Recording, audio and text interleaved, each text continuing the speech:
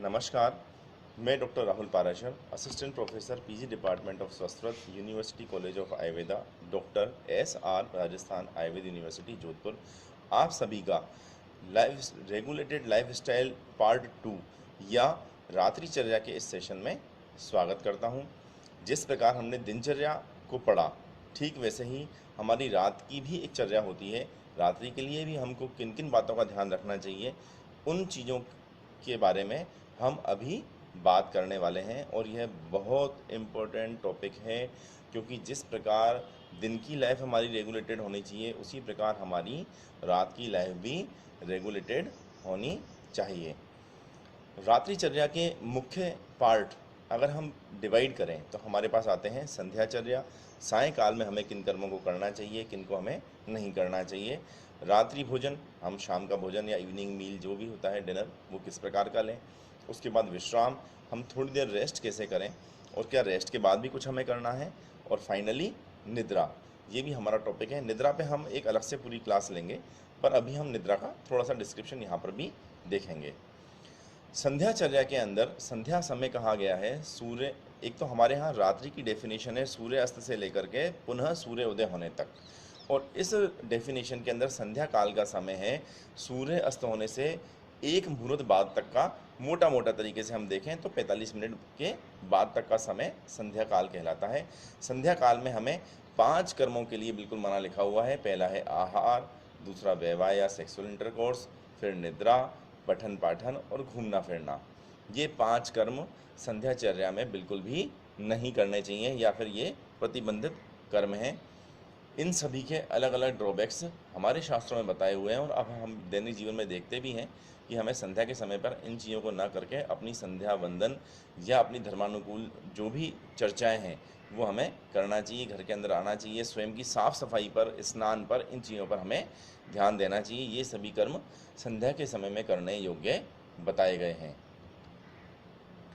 इसके बाद आता है हमारा रात्रि का भोजन किस प्रकार का हो। रात्रि का भोजन हमारा लघु हल्का होना चाहिए, मात्रा में कम होना चाहिए, पवित्र होना चाहिए।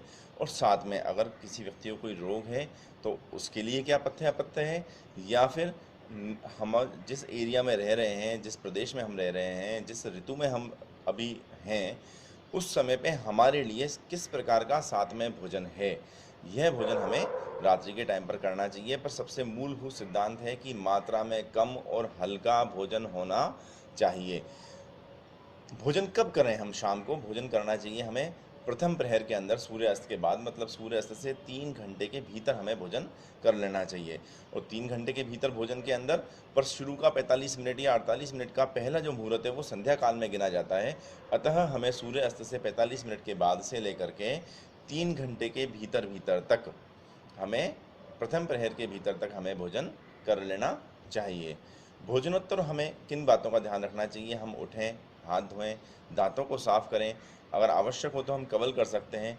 नेत्रों को गीले हाथों से स्पर्श करें, इसका बहुत ही सूदिंग इफेक्ट हमारे नेत्रों पर पड़ता है। भोजन करने के बाद थोड़ी देर के लिए वज्रासन में बैठें, फिर कम से कम 100 कदम या आवश्यकता अनुसार हमें थोड़ा सा चलना चाहिए। थोड़ी देर बाईं करवट से लेट जाएं, पर यहाँ पर सोना नहीं है, इसी को मैंने विश्राम कहा है। यहाँ पर हमें सोना नहीं है। थोड़ी देर विश्राम करके या रिलैक्स होकर के उठ जाएं और धर्मानुकूल कार्य करें। एक बहुत इंपॉर्टेंट चीज़ है, रात्रि को कभी भी अधिक द्रव युक्त भोजन नहीं करना चाहिए। नेत्रों को बल देने के लिए रात्रि में सोने से पहले त्रिफला का उपयोग शहद और घृत के साथ करना रसायन मात्रा में हमारी आँखों को बहुत अधिक ताकत देने वाला है। अगर नेत्र श्रावण किसी भी आई ड्रॉप को काम में लेना है जो बहुत ज़्यादा आंसुओं को लेकर के आती है, तो वह भी हमें रात्रि को कम या डिम लाइट के अंदर करना चाहिए।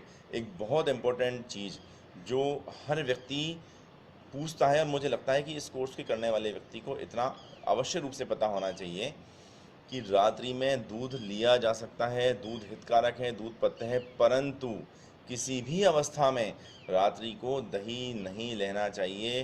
दही का पूर्ण रूपेण रात्रि में निषिद्ध है। अगर फिर भी किसी मजबूरी में किसी कारणवश लेना पड़े तो कुछ प्रक्षेप जिस प्रकार से नमक है या शक्कर है या इस टाइप की चीज़ें डाल करके बहुत कम मात्रा में लिया जाना चाहिए।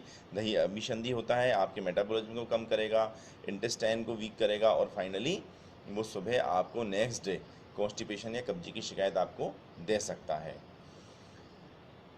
हमें कितनी मात्रा में निद्रा लेनी चाहिए? निद्रा हमें अपनी अवस्था और आयु के अनुसार लेनी चाहिए, ना बहुत अधिक ना बहुत कम। हमारे शास्त्रों में 2 प्रहर या 6 घंटे की न्यूनतम निद्रा बताई हुई है। ये अच्छे से सुन लेना, ये न्यूनतम निद्रा है, इतना तो हमें सोना ही सोना है। 2 प्रहर या 6 घंटे की न्यूनतम निद्रा हमारी लाइफ में होनी ही चाहिए। मुझे लगता है ये रात्रिचर्या का वीडियो आपके लिए बहुत फ़ायदेमंद होगा। बहुत बहुत धन्यवाद।